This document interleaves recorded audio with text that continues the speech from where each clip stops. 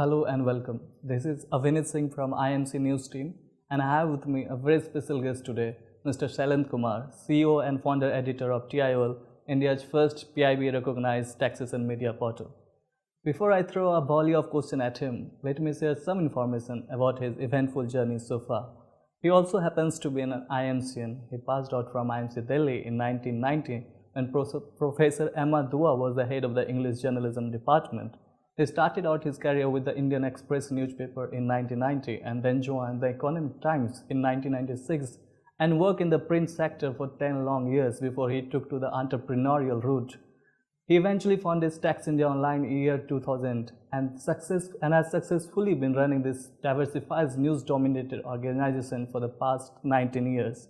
In his 2-decade-long journey, he also founded India's first news portal on international taxation, followed by world's first video channel on taxation, that is tioltube.com, and finally a dedicated portal on corporate laws, that is tiolcorplaws.com.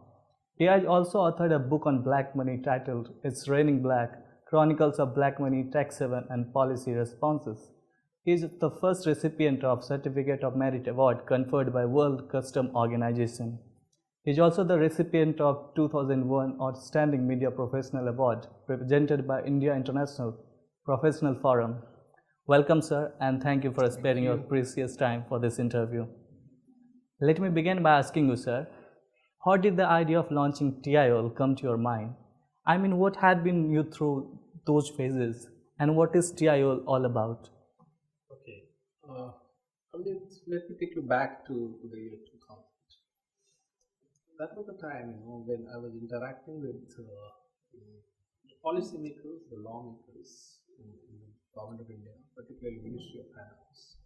I came across that there is a huge communication gap between the policymakers and the people who used to enforce the policies across the country through various arms of the government of India. So my intention was that there was a need for a portal which could bridge this gap. And that is where this advantage of internet, it was came handy, and its strength was identified immediately. It was new to this country. Not many people knew it. Not many people had trust in content being provided through internet. It was a big challenge. Yes. And however, my intention was that the internet is truly a leveler for the industry. It does not discriminate between certain recipient and users in Delhi and users sitting there in Bhubaneswar. Yes. So that way, there was an element of equity and social justice in this technology. Yes. And then I also realized that there was equally gigantic and very sharp gap between the people who used to collect taxes and the people who were supposed to pay taxes. So that means there was a gap between the taxman and the taxpayer. Yes, sir. So that is how this idea came to my mind, that there is a need for some kind of platform, online media, which provides information quickly. Yes, sir. And it does not discriminate between users, and it's reliable, it's authentic. And then idea was also to add value to the information which we started providing. We started collecting from Government of India in the raw form. So raw form, when I say that, there are a lot of policies, schemes, notifications, circulars, clarification of government, we started putting it free of cost. Even today we do that, because as a media we provide a lot of free information. However, our team, initially we had a very small team of 2-3 people, and we, like-minded people, we started adding values to those information and lots of news related to taxation and trade and finance. Yes. So that is how I started that journey. So TIL, you asked that what is TIL all about? Yes, sir. So TIL is all about this, the bridging the communication gap, and we find that the gap is not bridged. Okay. So that gap exists even today, because as you understand that lawmakers, parliamentarians, they make the law, the policymakers who make policies based on the law, and then you have the people across the country, the common man, the common citizen, Yes. All of us have to comply with those laws. So there is a huge gap of information, and apart from information, value-added information, because one has to understand what it is. Yes. And understanding law is not everybody's cup of tea. Yes. So that is where we got into this, that interpretation, how to interpret that, make it simple, lucid, Yes. very easy to understand for most of the people. So that is where the TIL came into picture. Sir, you have been a notable IMCian by all standard. IIMC is often being touted as IIT and IIM of journalism. And the data backs this fact that IMC is country's premier media institution. And it has produced notable journalists like Chitra Subramaniam, Nidhi Razdan, Ravis Kumar, and so on.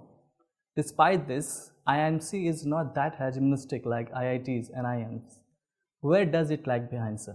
You see, you have to look at multiple factors why it is not so, and it doesn't step into the shoes of IIMs and in the Indian School of Science or maybe IITs.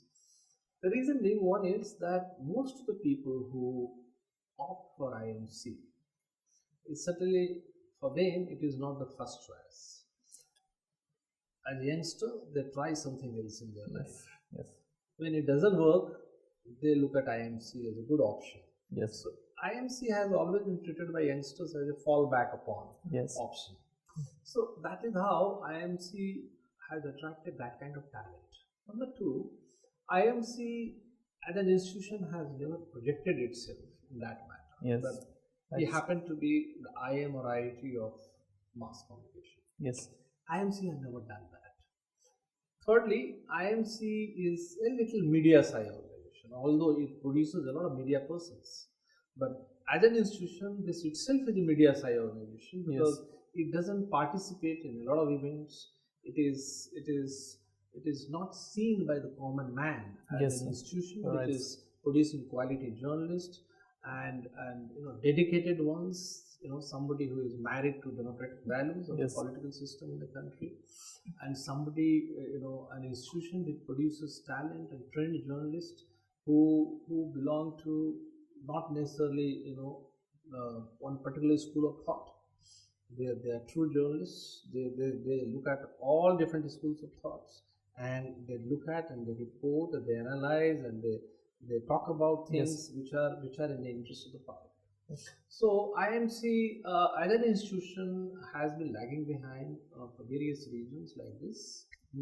And I advise that IMC management, the top management of the Ministry of Information and Broadcasting should probably involve IMC in variety of activities which they organize often.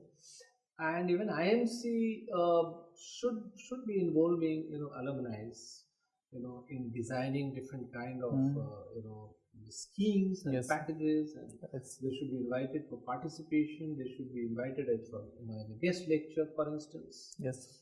I give you one example. I'm in touch with all the Professor Jadhav was the director that time of IMC.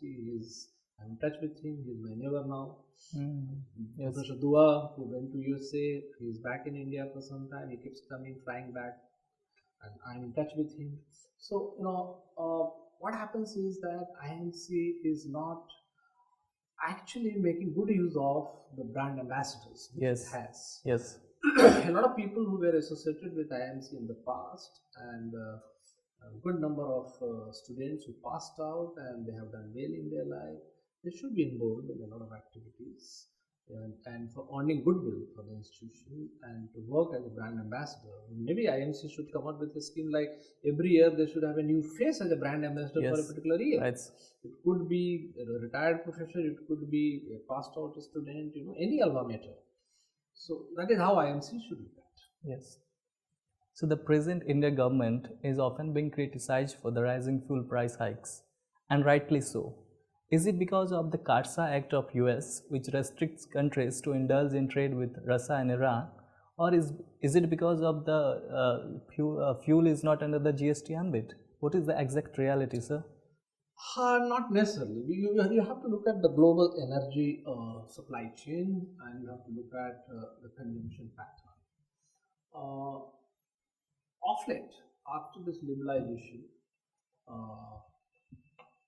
Indian economy when it started looking out, in the sense that it got sucked into the global economy.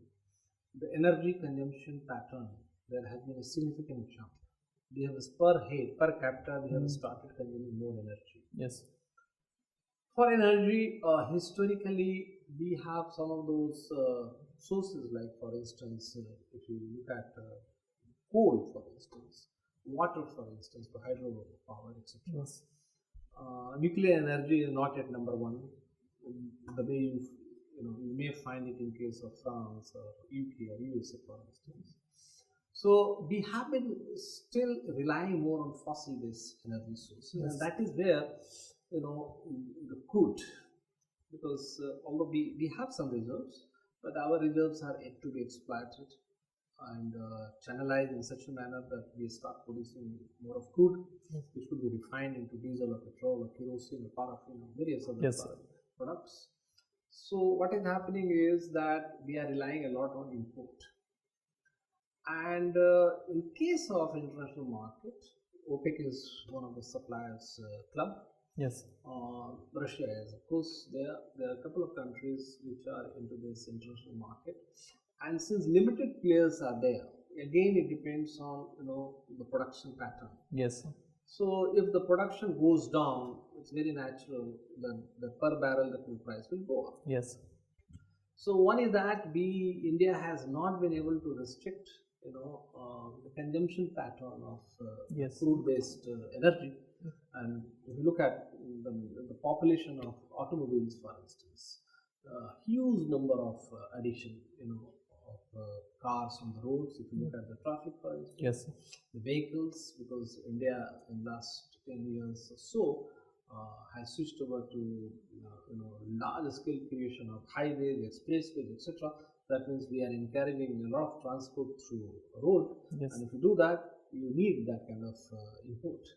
So what is happening is that the prices part, yes, this is one side of the story. Yes. The other side is that historically our states and the central government, we have been getting almost 45 to 50% of the total tax collected Yes. from petroleum. Because again, the distribution of the petroleum products are regulated. Yes. It is marketed by the government-owned public sector undertakings. Yes. A couple of private players are there, but again, they have to follow certain regulations Yes. notified by Ministry of Petroleum and Gas. So what is happening is that historically, Government of India and the states, for their own taxes, for their own revenue, they have been depending a lot on petroleum products.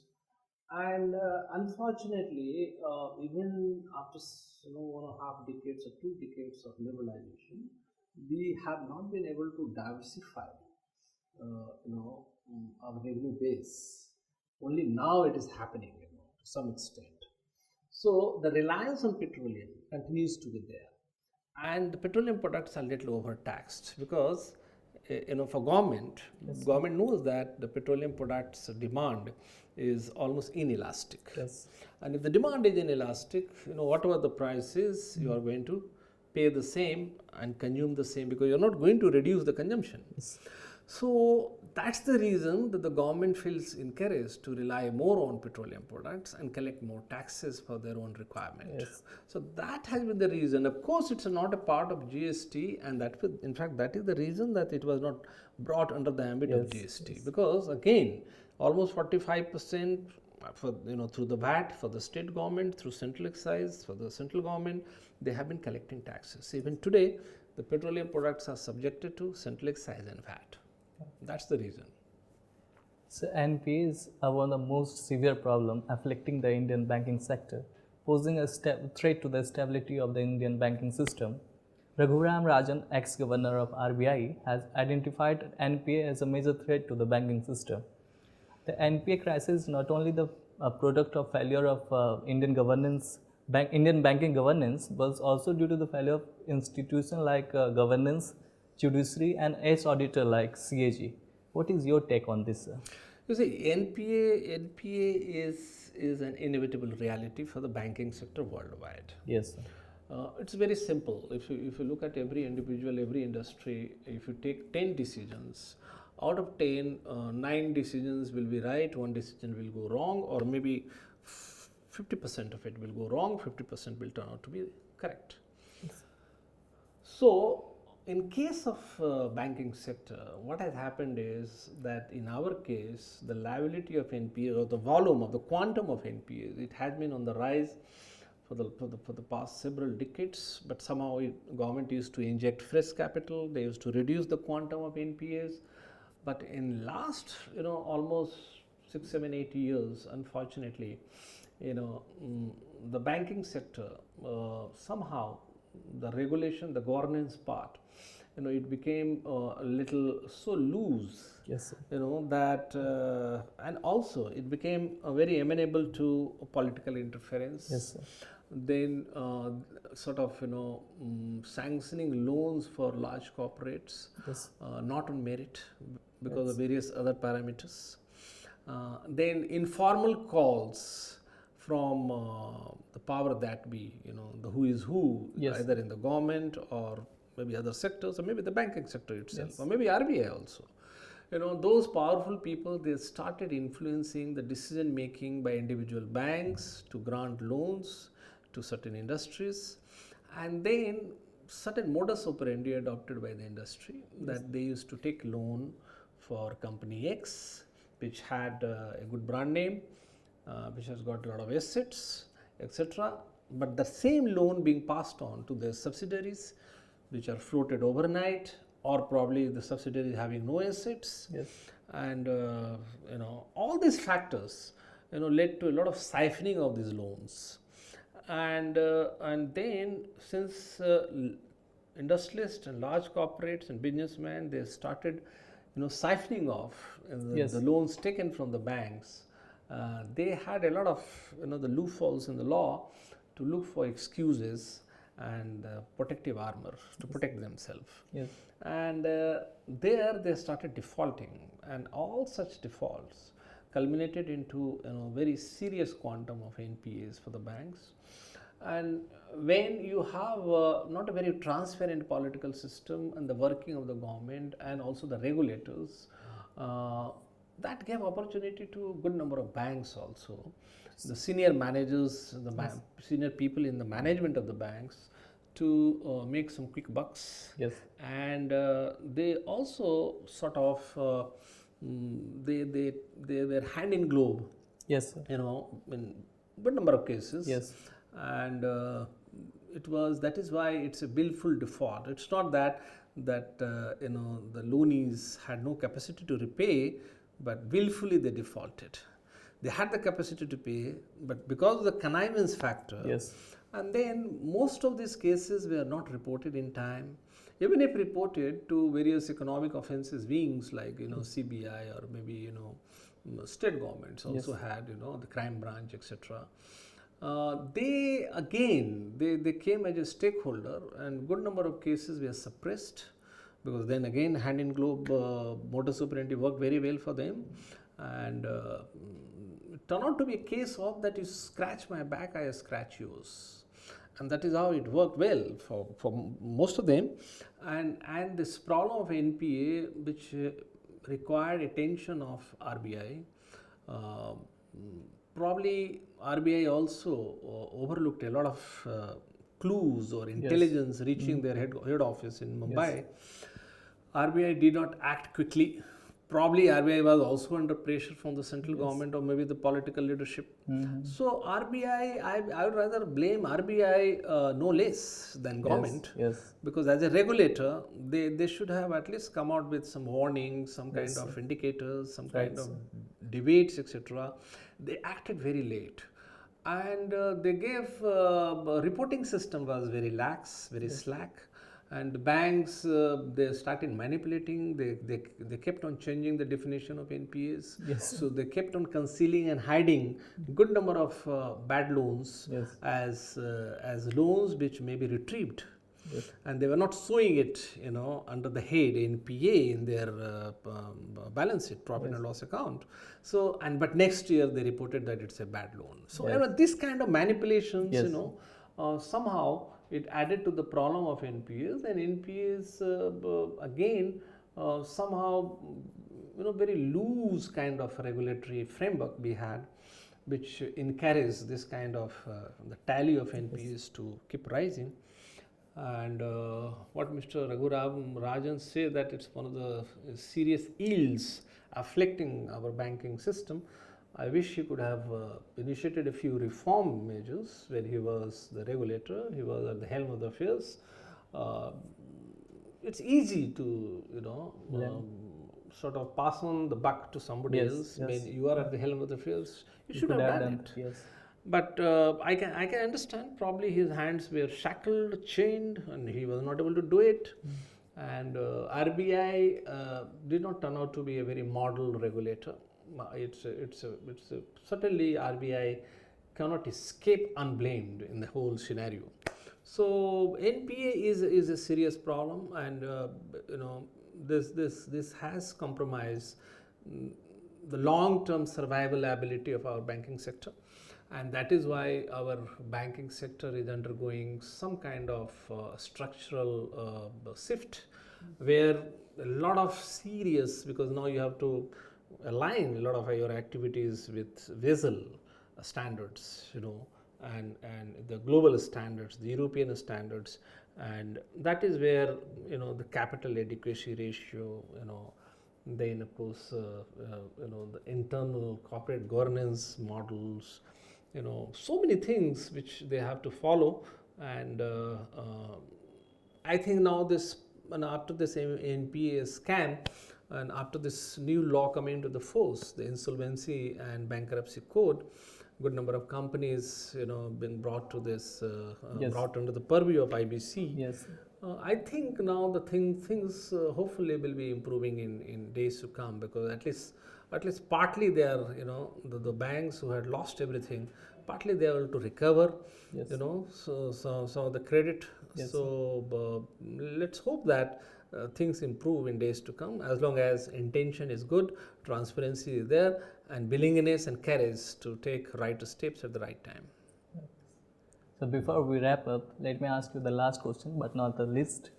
India's economy grew at an impressive 8.2 in the first quarter of 2018-19 financial year, and it has picked up the pace impressively despite demonetization and the implementation of GST.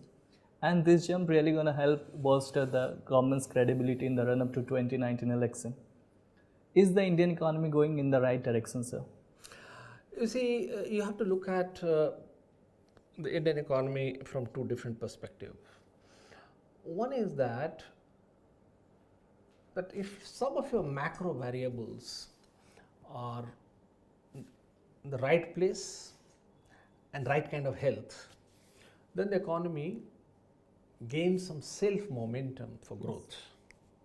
Indian economy has reached that stage where good number of policies, desirable policies, even if delayed or not taken immediately, those in the absence of those policies also, the economy will grow at certain pace. Yes.